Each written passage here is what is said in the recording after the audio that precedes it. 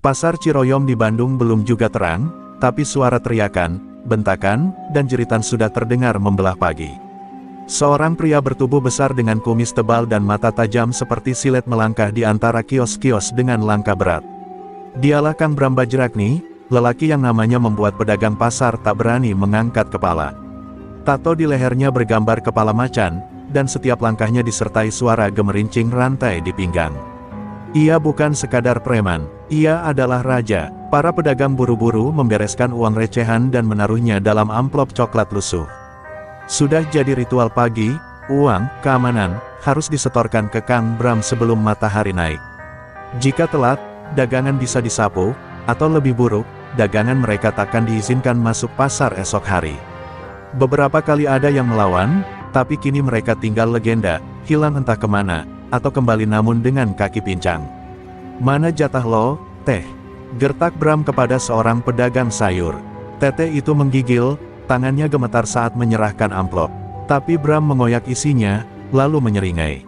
"Cuma segini, hahaha, harga nyawa lo murah amat." Lalu dengan sekuat tenaga, ia menendang keranjang sayur berisi tomat dan cabai. Tete itu terjatuh, menangis di antara dagangannya yang berhamburan. Tak ada yang berani mendekat. Anak buah Bram, preman-preman muda dengan jaket kulit dan rambut dicat pirang, hanya tertawa. Mereka menikmati penderitaan orang lain seperti tontonan sirkus. Di antara kerumunan, seorang anak kecil berlari ke arah ibunya yang sedang menangis. Ia mencoba memunguti tomat satu persatu sambil sesenggukan, "Bu, jangan nangis ya, ini masih bisa dijual."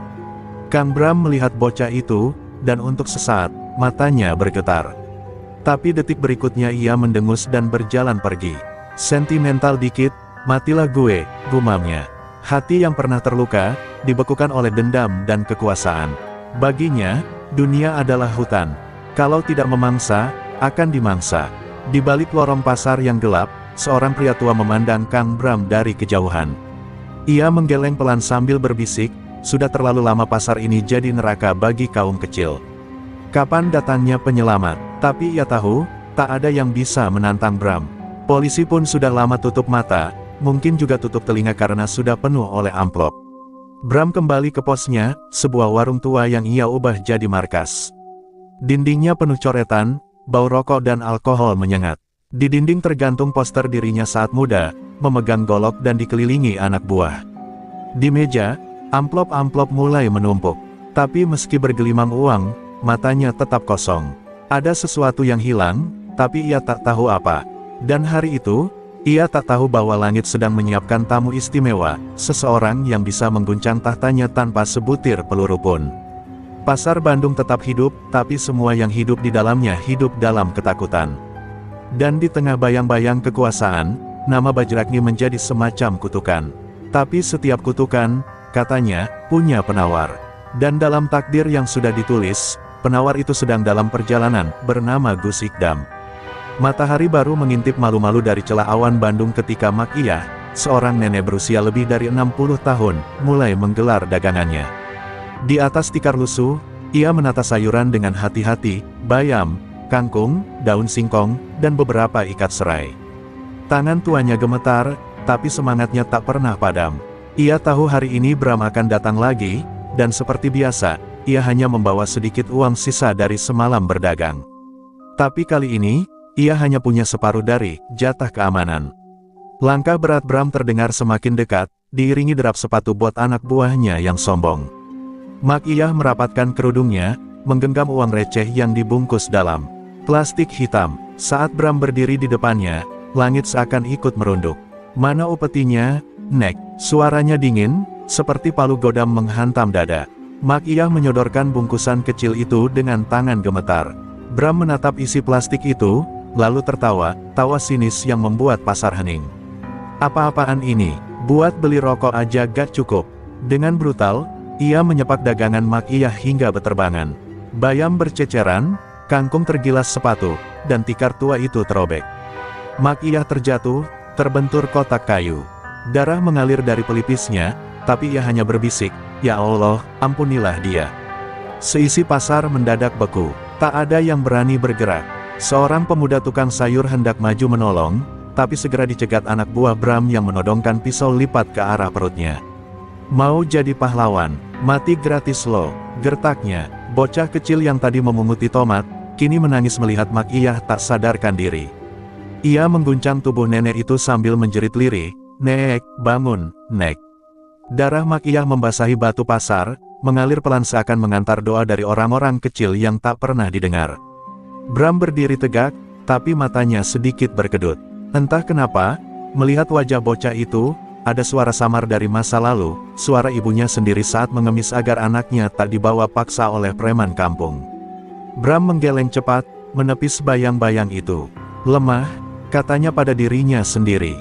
Tapi langit punya rencana. Siang harinya, saat suasana pasar masih murung, sebuah mobil sederhana berhenti di depan gerbang pasar. Seorang pria muda turun perlahan, berpeci, bersarung, dan berwajah teduh. Wajahnya tak asing bagi mereka yang sering menonton pengajian daring. Ia adalah Gus Ikdam, ulama muda dari Kediri yang selama ini hanya mereka dengar dari layar ponsel. Gus Ikdam menatap keramaian pasar itu dengan mata tajam namun penuh kasih. Ia melangkah masuk tanpa takut, menyapa pedagang satu persatu.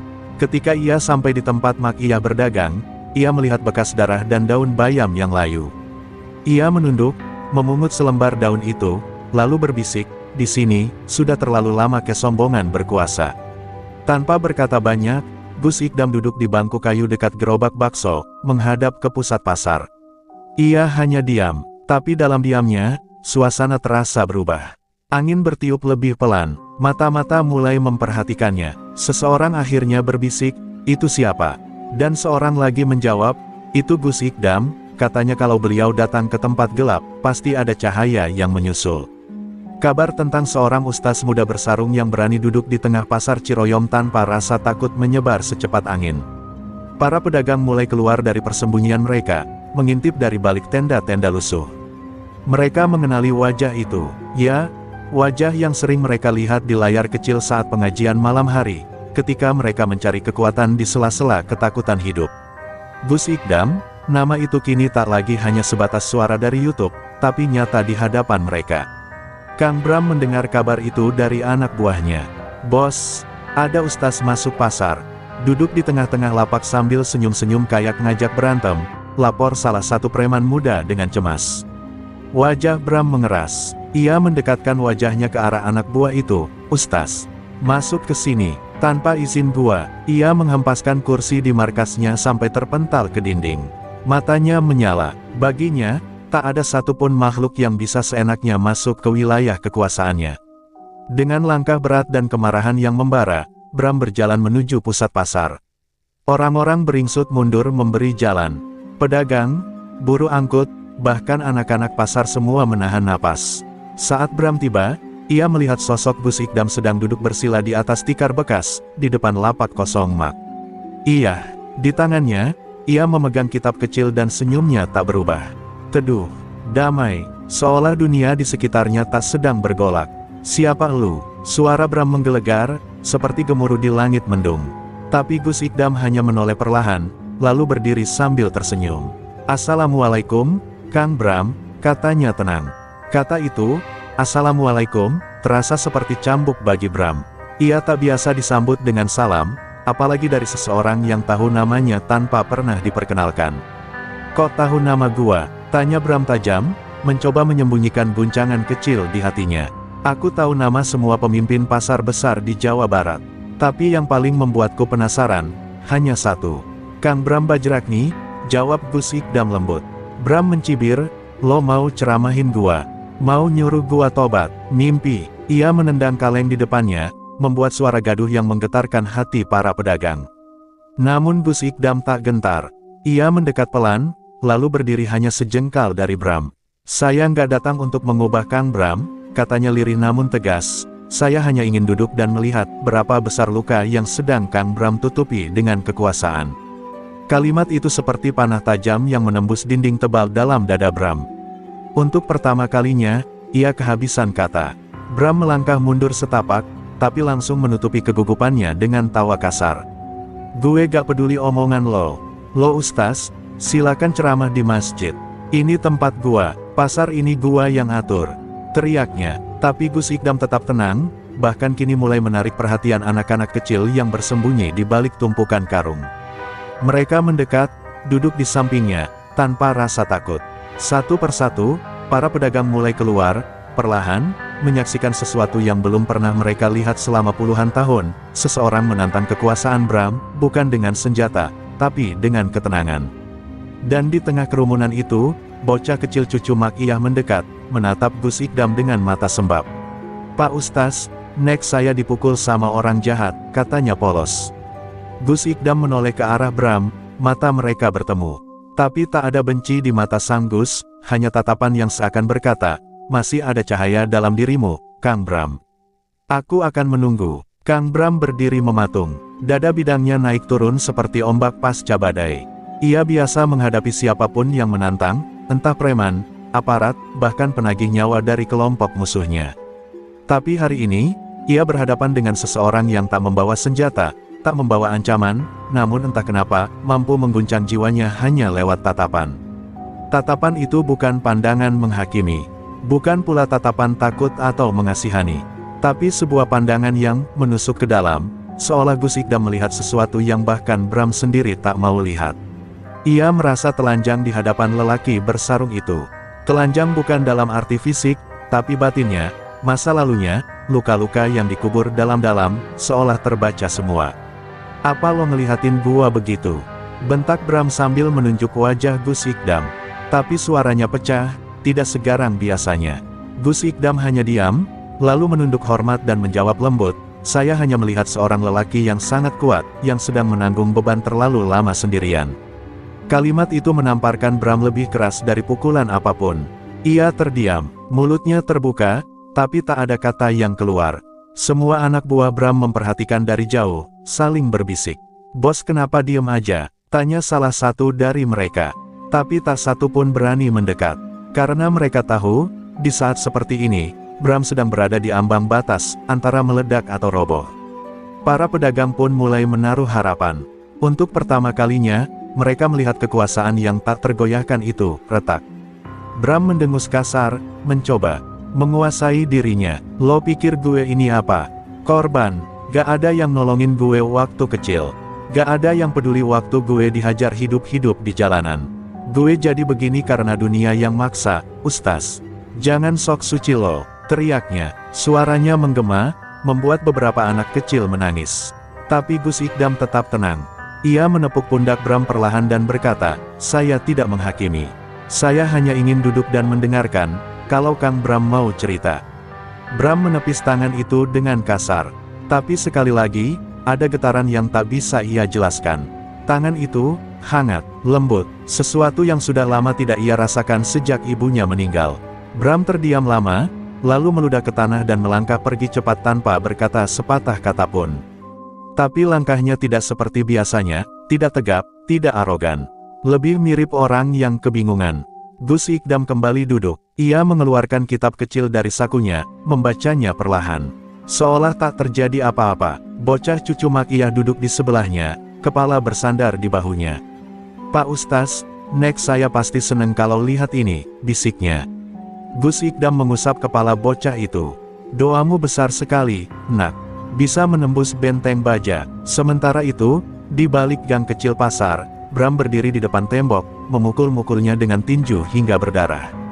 Matanya merah, tapi bukan karena marah, melainkan karena ada sesuatu yang belum pernah keluar sejak ia jadi preman, air mata. Malam itu langit Bandung tampak lebih suram dari biasanya. Gerimis kecil menetes pelan, seolah ikut meneteskan kesedihan yang lama terkubur dalam dada Kang Bram. Di markasnya, ia duduk sendirian. Anak buahnya tak berani mendekat sejak insiden siang tadi. Tangan Bram dibalut kain, berdarah akibat menghajar tembok pasar.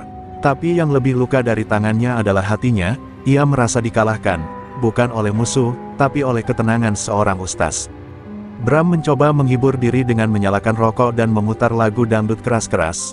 Tapi suara Gus Ikdam terus terngiang di kepalanya. "Saya hanya ingin mendengarkan, kalau Kang Bram mau cerita." Kalimat itu membuat dadanya sesak. Ia biasa ditakuti, dibenci, atau disumpahi. Tapi didengarkan, itu hal yang langka, terlalu asing untuk seorang preman seperti dirinya. Tak lama kemudian, Terdengar ketukan pelan di pintu markas. Bram mengangkat alis curiga. Siapa malam-malam gini? Gumamnya sambil berjalan. Saat pintu dibuka, tubuhnya membeku. Di sana berdiri Gus Ikdam, masih dengan sarung, peci, dan senyum teduhnya.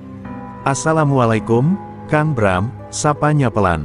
"Saya cuma lewat, mau ajak ngopi." "Ajak ngopi? Malam-malam? Ke sini?" Bram tertawa sinis. "Lo beneran gak punya takut ya?" Tapi Gus Ikdam hanya mengangkat termos kecil dari tangannya. "Saya bawa kopi sendiri, Kang. Cuma butuh gelas dan teman ngobrol." Bram terdiam. Ia menatap mata Gus Ikdam lekat-lekat. Lagi-lagi ia kalah. Tatapan itu bukan tantangan, tapi pelukan yang tak terlihat. Akhirnya, Bram mempersilakan masuk. Mereka duduk di bangku kayu tua, di bawah lampu remang-remang. Tak ada pembicaraan muluk, hanya suara sendok mengaduk kopi dan sesekali denting hujan di atap seng. Lalu Gus Ikdam berkata, "Tahu nggak, Kang, kopi ini pahit. Tapi kita tetap nikmati karena kita tahu pahitnya dari biji yang baik." "Sama kayak hidup," Bram mendengus. "Lo pikir hidup gue kayak kopi?" tanyanya ketus. "Saya pikir, hidup Kang Bram udah terlalu lama diseduh sama kemarahan. Mungkin udah waktunya ganti airnya, pakai maaf," jawab Gus Ikdam sambil menyeruput. Bram terdiam. Ia menatap gelasnya dalam hening. Untuk pertama kalinya, hatinya menimbang kata maaf dengan jujur. Tiba-tiba, Bram berkata lirih, "Lo tahu nggak, gua jadi kayak gini karena dulu, gua pernah minta tolong, tapi semua orang tutup pintu. Gua ditendang dari masjid waktu kecil, karena dianggap anak copet. Dari situ, gua benci sama yang pakai peci." Gus Ikdam tidak terkejut. Ia hanya menatap Bram penuh empati. "Kalau begitu, izinkan saya menjadi orang pertama yang bukakan pintu untuk Kang, bukan sebagai ustaz, tapi sebagai saudara." Dan malam itu, dua sosok yang berbeda dunia duduk bersama. Yang satu datang dari jalanan penuh darah dan dendam. Yang satu datang dari jalan sunyi doa dan kasih. Tapi keduanya, disatukan oleh secangkir kopi, dan sebuah niat kecil, untuk mengenal satu sama lain, tanpa topeng kekuasaan maupun jubah agama. Malam itu, retakan dalam jiwa Bram bertambah lebar. Cahaya mulai merembes, meski masih malu-malu. Pagi itu, langit Bandung kembali mendung. Tapi hati Kang Bram lebih gelap dari langit manapun. Setelah malam yang aneh bersama Gus Ikdam, malam di mana ia, seorang raja preman, berbicara tentang luka masa lalu, Bram tak bisa tidur. Matanya menatap langit-langit markas, sementara pikirannya tenggelam dalam kenangan yang selama ini ia kubur dalam-dalam. Ia masih ingat jelas malam itu, saat ia berusia 9 tahun. Tubuh kecilnya yang kurus berdiri di depan masjid, sambil menggenggam roti basi yang ia curi dari warung. Ia tak bermaksud jahat, hanya lapar. Tapi seorang marbot menuduhnya sebagai maling, menarik bajunya, lalu menamparnya di depan jamaah. "Anak setan, pergi kau, jangan nodai rumah Allah," teriak sang marbot. Sejak hari itu, Bram memutuskan, ia tak butuh agama, ia hanya butuh kekuatan. Kenangan itu terus membentuknya. Ia hidup dari pasar ke pasar, belajar berkelahi untuk bertahan, mencuri untuk makan, dan berbohong untuk hidup. Ia mulai dikenal sebagai Bajragni, julukan yang berarti petir marah, karena kemarahannya bisa datang kapan saja, dan menghancurkan siapa saja. Tapi tak ada yang tahu, di balik tubuh kekar dan sikap beringas itu, ada anak kecil yang masih berdiri di depan masjid, dengan pipi memar dan mata penuh luka. Hari itu, Bram tak ke pasar.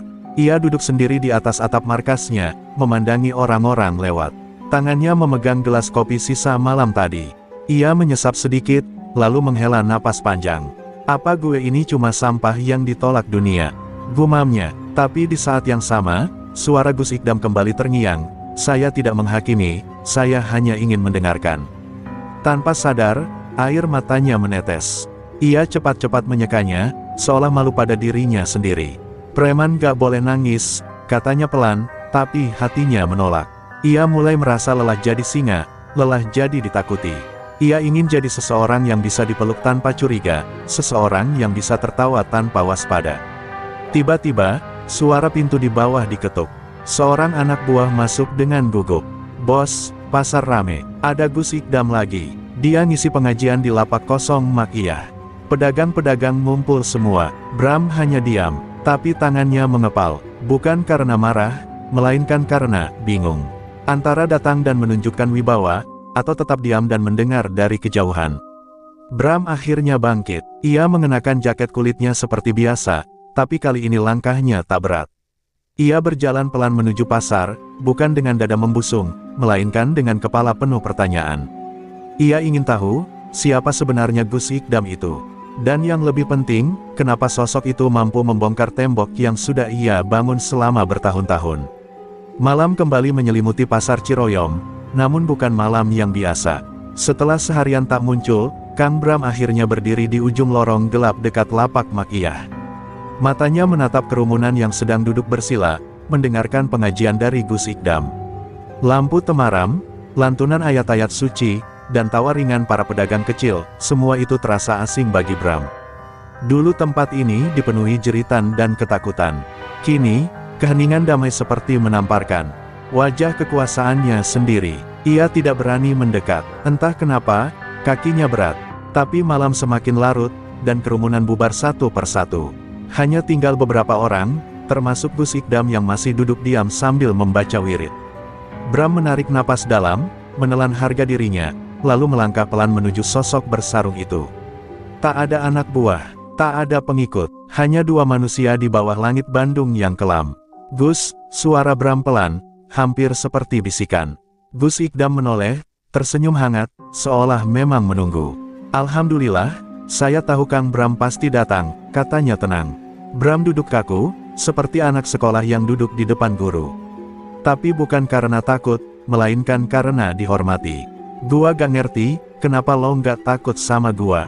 tanya Bram akhirnya. Gus Ikdam menatapnya lembut. "Karena saya lihat bukan siapa Kang Bram sekarang, tapi siapa Kang Bram yang dulu.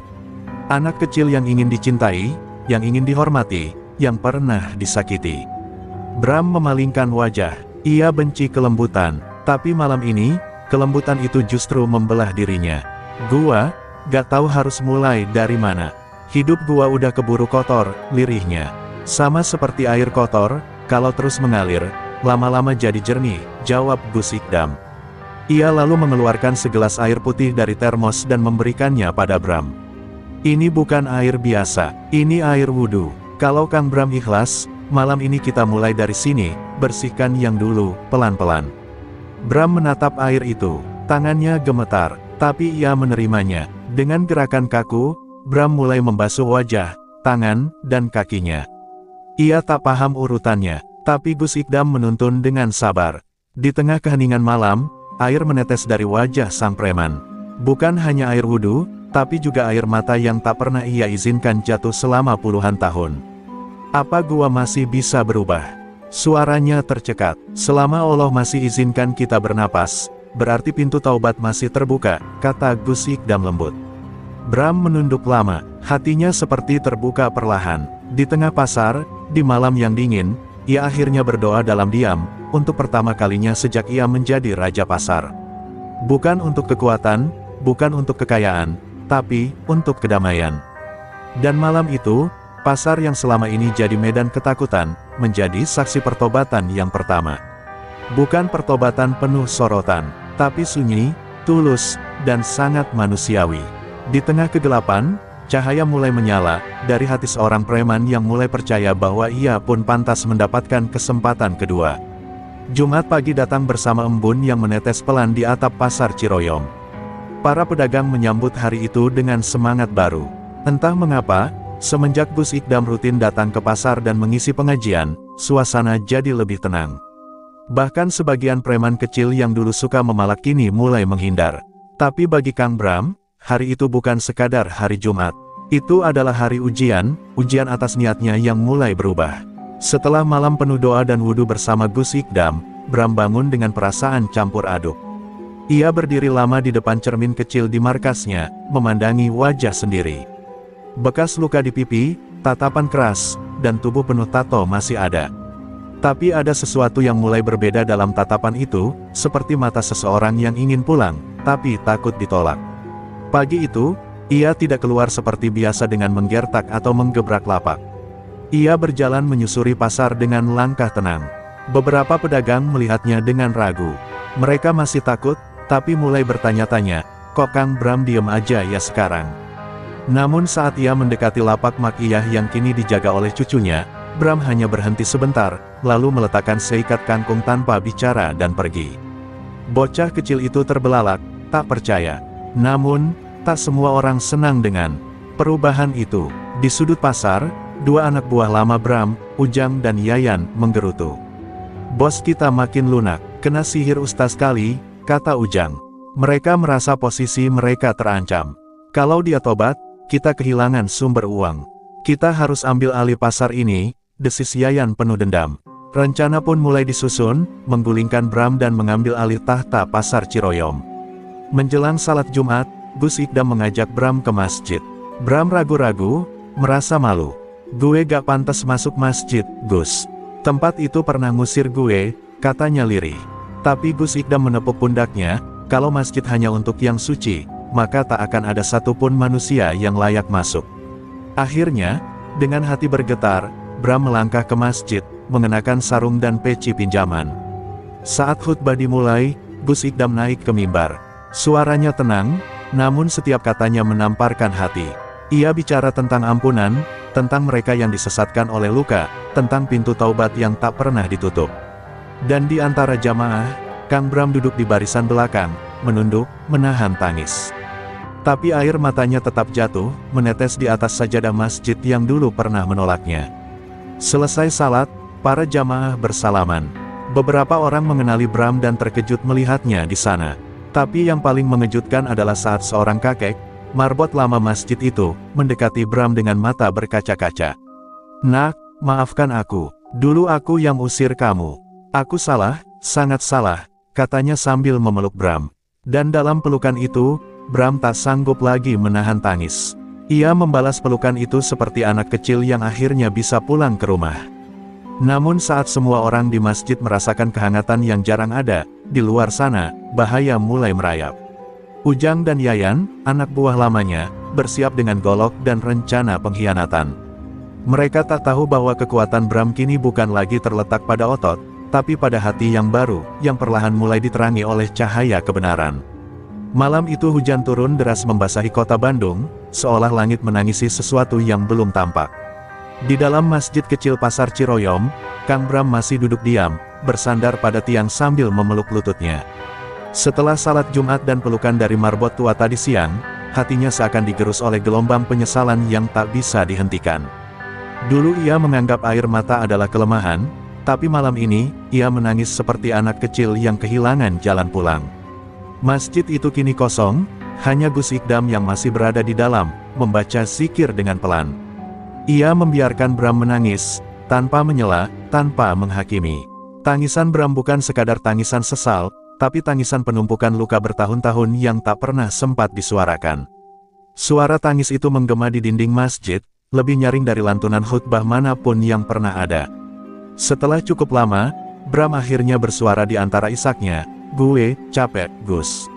Capek jadi orang jahat, capek dipuja karena ditakuti." Ia menunduk dalam, bahunya terguncang. "Gue pikir, kalau gue bikin orang takut, gue bisa aman. Tapi ternyata, yang paling gue takutin justru gue sendiri."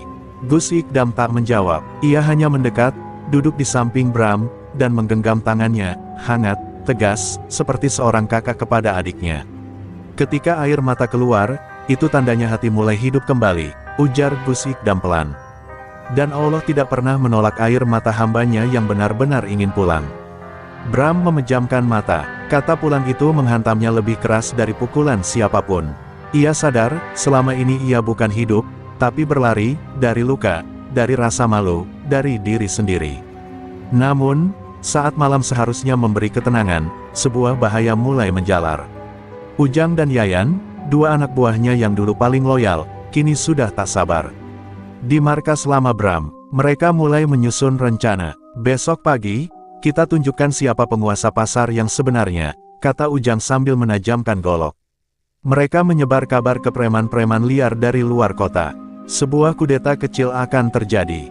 Di tengah rencana jahat itu, Bram pulang ke markas dengan langkah berat. Tapi berbeda dari biasanya, ia membawa sajadah dan peci yang diberikan Gus Ikdam. Di dalam kamar kecilnya yang gelap, ia membuka sajadah itu, lalu duduk. Tak ada yang tahu, bahwa malam itu, Raja Preman Pasar Ciroyom sedang membaca doa taubat dalam diam. Suaranya pelan, patah-patah, tapi tulus. "Ya Allah, kalau engkau benar-benar ada, ampuni gua. Jangan lihat tato gua, jangan lihat darah yang pernah gua tumpahkan. Tapi lihat air mata gua malam ini. Gua udah gak kuat pura-pura jadi kuat." Suaranya bergetar, tubuhnya tersungkur, dan malam itu langit seolah mendengar. Hujan yang deras tiba-tiba reda. Sejenak, dunia menjadi sunyi, seperti memberi ruang bagi seorang manusia untuk kembali jadi dirinya sendiri.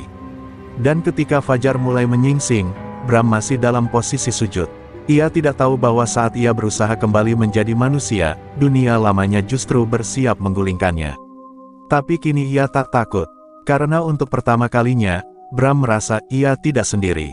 Langit masih gelap ketika sekelompok pria bertubuh kekar berkumpul di pintu belakang Pasar Ciroyom. Di tangan mereka ada golok, rantai, dan besi panjang. Ujang berdiri paling depan, matanya merah seperti binatang buas. "Hari ini, kita ambil alih pasar." Bram udah lemah, pikirannya kebawa ustaz kampung. "Ini saatnya kita duduk di tahta," serunya. Para preman bersorak, seolah haus darah. Mereka tak tahu, pagi itu bukan hanya tentang kekuasaan, tapi tentang nasib ratusan pedagang kecil yang selama ini menggantungkan hidupnya di bawah teror. Sementara itu, Bram sedang mengambil air wudhu di kamar mandi markasnya. Rasa damai yang ia temukan semalam masih membekas. Untuk pertama kalinya dalam hidup, ia ingin salat subuh berjamaah di masjid pasar, bukan untuk pamer kekuasaan, tapi untuk berserah. Ia tak tahu bahwa pagi itu, darah bisa tumpah lagi. Tapi berbeda dari masa lalu, kali ini ia tak membawa senjata. Hanya peci di kepala, dan sajadah di tangan. Saat Bram melangkah keluar markas menuju masjid, ia melihat bayangan-bayangan bergerak cepat di sudut lorong.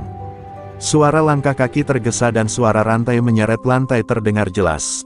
Ia berhenti. "Ini, suara mereka," bisiknya. Tapi sebelum sempat melangkah kembali, sebuah batu besar dilempar ke arahnya. Ia menunduk refleks. Batu itu menghantam tembok di belakangnya. "Lihat siapa yang muncul, Raja Pasar yang sekarang sok suci," teriak Ujang sambil berjalan mendekat, diikuti para preman bersenjata. "Gua yang bangun pasar ini," teriaknya lagi. "Lo pikir dengan ikut ustaz lo bisa cuci bersih dosa lo begitu aja? Lo udah lemah, Bram. Ini waktunya gua jadi raja." Bram tidak bergeming. Ia hanya berdiri tegak, menatap Ujang dalam diam. "Kalau lo mau pasar ini, ambil. Tapi jangan sakiti para pedagang lagi. Jangan ulangi kesalahan gua." Ucapan itu malah membuat Ujang semakin marah. "Lo ngajarin gua, lo pikir ini ceramah subuh? Gua bawa preman dari Garut dan Cianjur, dan kita siap ambil semua lapak," teriaknya. Dalam sekejap, Ujang mengayunkan golok ke arah Bram. Tapi sebelum golok itu menyentuh tubuhnya, terdengar suara keras, "Astagfirullah." Gus Ikdam muncul dari arah masjid, diikuti para pedagang yang baru selesai salat subuh. Suasana menjadi tegang. Para preman mundur perlahan ketika melihat Gus Ikdam. Namun Ujang masih berdiri kaku dengan golok di tangan. "Mundur, Kang," kata Gus Ikdam lembut. Ia berdiri di antara Bram dan para preman. "Hari ini kita jangan lagi tumpahkan darah. Hari ini adalah hari kita melihat siapa yang benar-benar kuat, yang bisa menahan amarah, bukan yang membunuh." Bram melangkah maju. Ia berdiri di sisi Gus Ikdam, lalu membuka jaket kulitnya dan meletakkannya di tanah. "Kalau gua mati hari ini, gua mati dalam keadaan gua sadar bahwa gua udah terlalu lama hidup dalam dosa.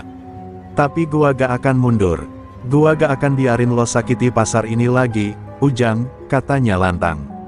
Dan tiba-tiba, dari balik kios-kios, puluhan pedagang keluar. Mereka membawa alat-alat sederhana, tongkat sapu, gala bambu, bahkan sendok sayur. Mereka berdiri di belakang Bram dan Gus Ikdam. "Kalau Kang Bram berdiri untuk kebaikan, kami berdiri bersama dia," kata seorang pedagang tua. Ujang terdiam. Untuk pertama kalinya, ia melihat mantan bosnya dikelilingi bukan oleh preman, tapi oleh rakyat kecil yang dulu selalu gemetar saat melihatnya. Dan pagi itu, tanpa darah, tanpa bentrok, sesuatu yang besar terjadi di Pasar Ciroyom. Kekuasaan lama tumbang, dan kekuatan baru lahir, bernama keteladanan dan taubat. Setelah pagi penuh ketegangan itu, suasana Pasar Ciroyom berubah drastis. Para preman yang semula mengikut Ujang perlahan pergi, satu persatu memundurkan diri saat melihat banyaknya pedagang yang bersatu. Bahkan Ujang sendiri akhirnya melempar goloknya ke tanah dengan wajah penuh kekalahan. Ia menatap Bram, bukan lagi dengan kebencian, tapi dengan rasa tak percaya, bagaimana bisa seorang preman ditinggalkan oleh kekerasan, lalu justru jadi kuat karena dikelilingi orang-orang kecil. Bram berdiri tegak, meski lututnya sempat bergetar. Ia tak menyangka para pedagang akan berdiri di belakangnya. Dulu, wajah-wajah itu adalah simbol ketakutannya, orang-orang yang ia peras, yang ia ancam, yang ia pukuli tanpa alasan. Tapi hari ini, mereka memandangnya dengan harapan. Dan harapan itu lebih berat dari senjata manapun yang pernah ia genggam. Gus Ikdam mendekat dan menyentuh pundak Bram. Hari ini bukan akhir, kan? Ini baru awal dari jalan yang panjang. Tapi saya yakin, dengan niat yang lurus, Allah akan tuntun.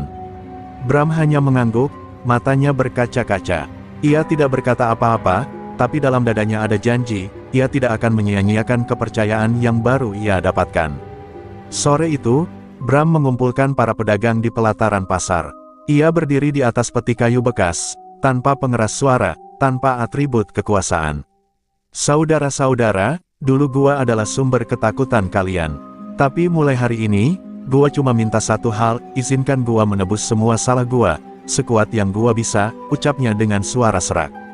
Tak ada tepuk tangan, hanya kesunyian yang syahdu, lalu disusul isak tangis kecil dari seorang ibu penjual sayur. Malamnya, Bram membersihkan lapak-lapak kosong yang dulu ia hancurkan. Ia menyapu, mengangkat sisa-sisa kayu lapuk, bahkan membantu memperbaiki meja makiah. Para pedagang terkejut melihat mantan preman paling ditakuti di Bandung kini memanggul palu dan paku. Ia tak bicara banyak, tangannya bekerja, keringatnya menetes, dan tiap tetes itu seolah mencuci dosa masa lalu.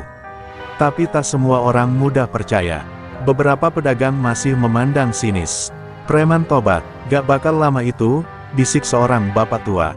Bram mendengar, tapi ia tidak marah. Ia hanya tersenyum kecil. Dalam hatinya, ia tahu, ia bukan sedang menuntut pengakuan, ia sedang menapaki jalan yang dulu ia bakar sendiri. Di sebuah sudut malam yang tenang, Gus Ikdam mengamati Bram dari kejauhan. Ia melihat lelaki itu duduk lelah di trotoar, memandangi langit. Lalu Bram berbisik pelan, nyaris tak terdengar, "Ya Allah, jagain hati gua. Gua gak mau kembali ke kegelapan lagi." Dan langit, meski tanpa suara, seolah menjawab doanya, dengan menghadirkan bintang pertama malam itu. 2 minggu berlalu sejak pertobatan Kang Bram mengguncang pasar Ciroyom. Suasana pasar perlahan berubah. Tidak ada lagi suara bentakan, tidak ada pemalakan. Bram sendiri kini membantu para pedagang, menjaga ketertiban, bahkan mendamaikan pertengkaran kecil antar lapak. Namun di balik semua itu, ada yang mengganjal dalam hatinya, rasa takut, bukan pada musuh, tapi pada kemungkinan ia kembali ke dirinya yang lama. Gus Ikdam tak henti menuntunnya. Setiap malam, mereka berzikir bersama, membaca Al-Quran, dan berdiskusi soal kehidupan. Setiap orang yang ingin berubah, pasti akan diuji, kata Gus Ikdam suatu malam. Karena iblis paling marah pada orang yang sedang berjalan menuju Allah. Bram hanya mengangguk, tapi dalam hatinya ia merasa belum selesai dengan masa lalunya. Dan ia benar, suatu sore, saat Bram baru saja selesai membantu pedagang buah menata gerobaknya, sebuah mobil hitam berhenti di depan pasar. Pintu terbuka, dan dari dalam keluar seorang pria tinggi besar, berkacamata hitam, dengan kalung tengkorak di leher. Namanya Jeko, mantan rekan Bram yang dulu dikenal sebagai Raja Preman Cipularang.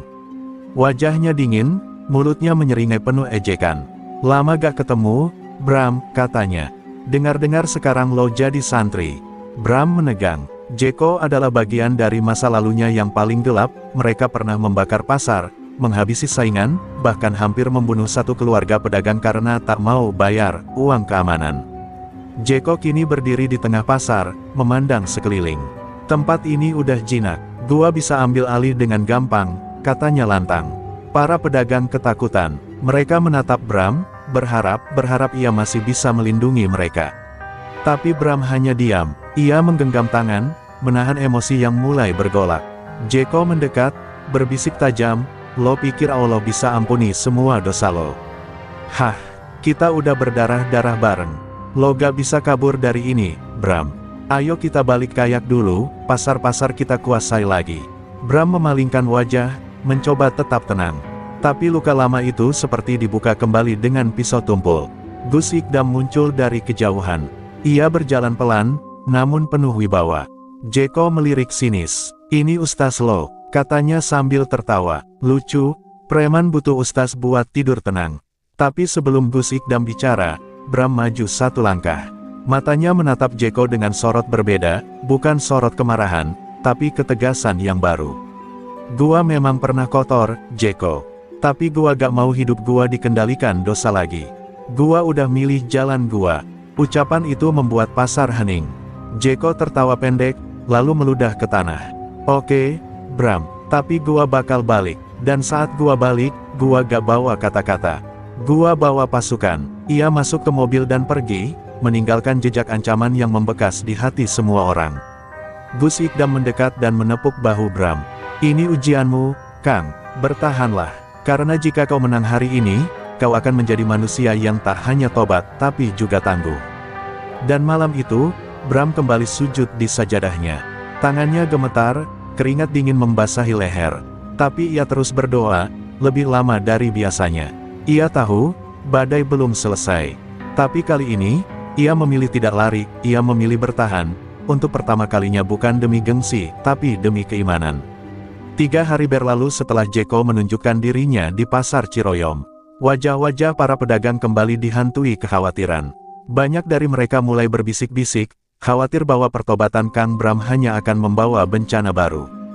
Beberapa bahkan mulai menyembunyikan dagangannya lebih awal, berjaga-jaga jika sewaktu-waktu kerusuhan pecah. Damai yang baru tumbuh terasa rapuh, seperti ranting muda di tengah angin kencang. Bram menyadari perubahan suasana itu. Ia berjalan menyusuri pasar, melihat pandangan ragu dari mereka yang dulu mulai percaya padanya. Hatinya ngilu. Ia ingin mengatakan bahwa semuanya akan baik-baik saja. Tapi, ia tahu, Jeko bukan sekadar preman. Jeko adalah simbol masa lalu yang tak mau mati. Ia membawa dendam, jaringan gelap, dan kehausan akan kekuasaan. Bram merasa seperti berdiri di antara dua tebing, keimanan yang baru ia peluk, dan dosa yang terus menariknya kembali. Sore itu, Gus Ikdam mengajaknya duduk di teras masjid. Kang, kata Gus Ikdam sambil memandang langit yang mulai jingga, iman itu bukan tentang tidak punya rasa takut. Tapi tentang tetap berdiri walau ketakutan itu ada. Bram mengangguk pelan, tapi air matanya jatuh.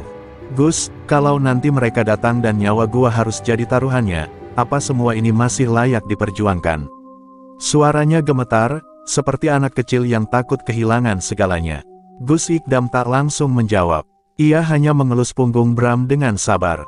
Lalu ia berkata, kalau hidup hanya demi keselamatan pribadi, maka kita akan terus bersembunyi di balik dosa. Tapi jika hidup untuk menebus dan memperbaiki, maka bahkan kematian pun menjadi jalan yang mulia. Kata-kata itu menyentak jiwa Bram.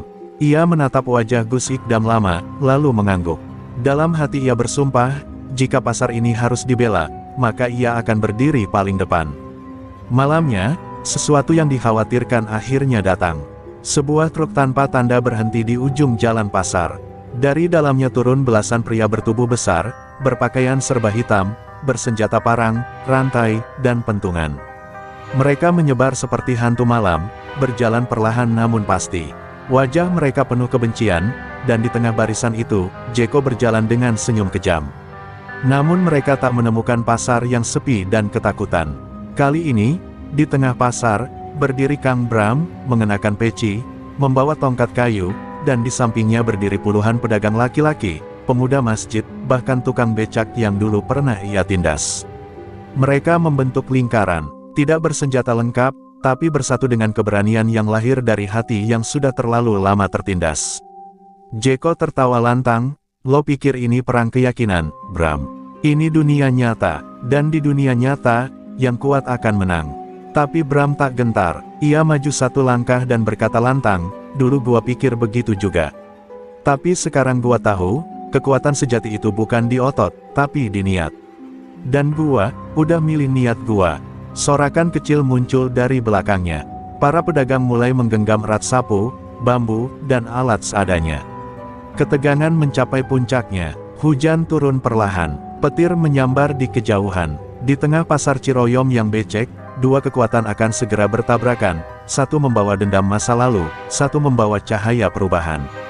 Dan di tengah semuanya, Bram berdiri seperti tiang tua yang kini mencoba menahan badai, bukan untuk dirinya, tapi untuk semua orang yang selama ini ia sakiti, dan kini ingin ia lindungi. Hujan mengguyur pasar Ciroyom malam itu seperti tumpahan air langit yang menandai pertempuran besar. Tanah berubah menjadi lumpur licin, namun tak ada yang bergerak mundur. Jeko berdiri dengan tatapan liar, golok besar di tangannya, sementara Bram berdiri tegak dengan tongkat kayu di sisi, dikelilingi puluhan pedagang yang kini berubah menjadi barisan perlawanan. Tak ada yang bersenjata tajam di pihak Bram, hanya keberanian, dan tekad untuk tidak lagi ditindas. "Serbu mereka!" teriak Jeko beringas. Belasan anak buahnya menerjang ke tengah pasar. Terjadi bentrokan sengit, tongkat melawan rantai, bambu melawan besi. Tapi bukan sekadar alat yang menentukan kemenangan, melainkan semangat orang-orang yang telah lama diam dan kini bersuara.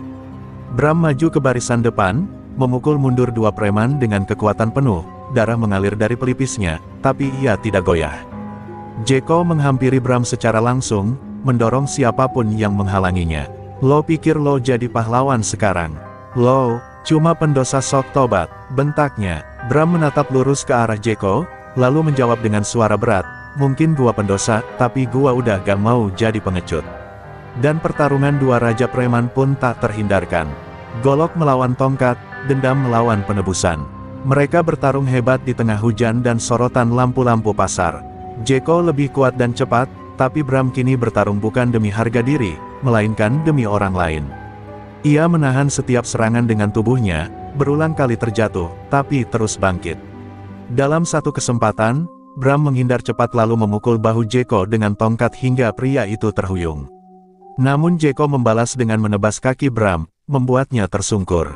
Para pedagang menjerit, tapi sebelum Jeko sempat menyelesaikan serangannya, Gus Ikdam tiba-tiba berdiri di antara mereka. Ia tidak membawa senjata, hanya tubuhnya yang basah kuyup dan tatapan tajam penuh nurani. "Cukup, Jeko," teriaknya, "setan sudah menang terlalu lama di pasar ini. Jangan tambah darah untuk dosa yang sudah menggunung." Jeko terdiam, tangannya masih mengangkat golok, tapi tiba-tiba, ia ragu. Gus Ikdam melangkah perlahan, menghampiri Jeko sambil mengangkat tangan kosong. "Kalau kau masih punya hati, akui, bahwa bukan kekuatan yang kau kejar, tapi pengakuan. Sama seperti Bram dulu. Tapi ingat, pengakuan tak lahir dari ketakutan, tapi dari keberanian untuk berubah." Kalimat itu memecah keheningan, seperti petir yang menyambar batin. Mata Jeko berkedip, goloknya gemetar, dan di saat itulah, Bram berdiri perlahan di belakang Gus Ikdam, darah menetes dari keningnya, lalu berkata lirih, "Gue tahu gimana rasanya jadi lo, Jeko. Dihormati karena ditakuti, tapi kesepian sampai mati." Jeko mundur selangkah, lalu menjatuhkan goloknya.